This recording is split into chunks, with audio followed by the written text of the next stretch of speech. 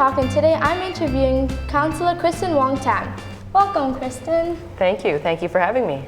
Would you like to introduce yourself to people who don't know who you are? Sure, I could certainly try. So my name is Kristyn Wong Tam, and I'm a city councillor. I represent a very dynamic part of Toronto. It's called Toronto Centre Rosedale. We have 14 diverse residential neighborhoods and 5 business improvement areas, and I'm just really thrilled to be here. Okay, so is the reason why you wanted to become a politician related to like your family or how you grew up? No, I would have to say it was not part of my normal trajectory. I didn't think I was going to be a politician. When I was younger, I actually thought I would be a lawyer. I always had the spirit for debate. I really enjoy policy. I've always wanted to. I was always moved by social change. The issues around justice were very interesting to me, and oftentimes what I do is based on those values. And I think that oftentimes we are informed by what our values are. So that's always been something of interest. I think that many of us have a sense of what is right and wrong, and I love Canada. It's been my adopted home since 1975. I really felt that it really is around the issues of justice that motivate me to action. So I get very upset when I see injustice. I'm compelled to create things. And it's fantastic. And it was almost accidental the way it happened. My election was in 2010, so I'm still a fairly new politician. And a group of friends had recruited me, and they said, Kristyn, this outgoing councillor was leaving. He was retiring after 19 years, and that's Councillor Kyle Ray at that time. And they said to me, you are full of ideas. You've always talked about the city building. You keep wanting to change things. Well, why don't you just throw your name into the ring? And it was really at their encouragement. 40 friends threw me a big surprise party. Wow. And they had a huge banner that said KWT, so Kristyn Wong Tam, for 2010. And that same night that they led me to the surprise party, I gave my very first impromptu speech. I stood up on the ledge of a window and I sort of rambled out a few sentences, something to the extent of, don't send me to City Hall, come with me. And from there, I just launched my campaign. Have you ever felt like you've been treated differently? Because race, color, or like you're a female politician, that's not really rare, right? It is rare and it's not rare. I mean, depending on how you measure the benchmark, what's your baseline. There are 52% of the population in the city of Toronto are women, and certainly we see a growing number of racial minorities, people who are non-white, not Caucasian. I still remain the only woman of color at City Hall, and I think that from that measurement, I am sort of unique. But certainly I don't believe that my experience in Canada is unique. There's many of us whose English was not our first language. There are many of us who had to cross an ocean, whether it's the Pacific or the Atlantic, to choose Canada as our home. And once we've chosen Canada and said this is where we're going to plant our roots and grow our families, we engage in the participatory process of democracy and civil society building and making. And from that perspective, I don't see myself as being a unique person, because in many ways I feel like there's so many people that look like me, that are of my gender. However, at City Hall and in places of decision making, whether it's the House of Commons or if it's at Queen's Park, or in this case in Toronto City Hall, we don't seem to have enough people that look like me sitting on those chairs.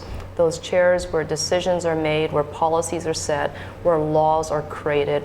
We don't have enough of us at City Hall. And I would say, for a lot of the young women out there, if there's one message I can give to them is there's no chair that you can't sit in. Whether it's the producer's chair, the director's chair, the principal's chair, the president's chair, or in this case, in our country, the prime minister's chair. So I really encourage you to step up. And you will be supported. What was your most challenging obstacle you've had to face in politics? That's such a good question. In many ways, there were a number of them. When I ran in 2010, there were 15 candidates, all running for this particular seat. And none of us really had any name recognition. And one of the challenges for new candidates is name recognition. You can have all the talent in the world, all the skills, all the education, all the resources, but if you don't have name recognition and you don't have deep roots in the community, your chances of running for office as successfully are probably very thin. So I spent 8 months canvassing, knocked on every single door in Ward 27, not once, but twice. And in some cases, I got to the door 3 times, and I won that race. And then subsequently, re-election was easier. But it was very, very close. And I would not, I would hope that it doesn't discourage the viewers of the show, because by all accounts, someone like myself who grew up very close to the vicinity of Regent Park, who actually went to Spruce Court Public School, I'm of this local community. And if you ever think that you can't go there and you don't belong there in the corridors of power, in the places of decision making, I hope that my story can inspire a whole generation of civic leaders, because you do belong there and you can get there. That's very inspirational. Yeah, thank you. Thank you. Would you encourage other girls into politics? Yes, I would. We need more women in elected life, and women do bring a different perspective, completely different perspective to the decision making. Women would look at how do we decide on budget decisions differently. For example, women would use transit differently. It's oftentimes multiple trip chaining. So for example, my mother would probably have to drop off us as children, so that's one trip, and she takes us to school, and then the next trip would actually be taking herself to work.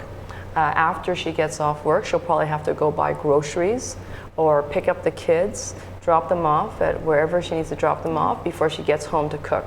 That's like 5 to 6 trip chains, right? For a lot of men, and especially if they're engaged in white collar work, they go from their place of home and they go straight into the business district, into a bank tower.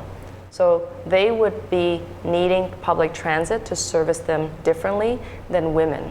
And oftentimes low-income people, oftentimes people who live outside of the downtown core in the suburbs. So we have to build a transit system that meets their needs, which is affordable, reliable, and flexible, which means that if women are making the decisions around the budget, the city's budget, you'd probably be choosing the way we deliver service differently than men, which is why we need to have more women in elected office so that they can make those decisions that are good for not just women, but when they make decisions good for women, they make the decisions good for everyone. Is there anything else you would give to young girls who are interested in politics right now?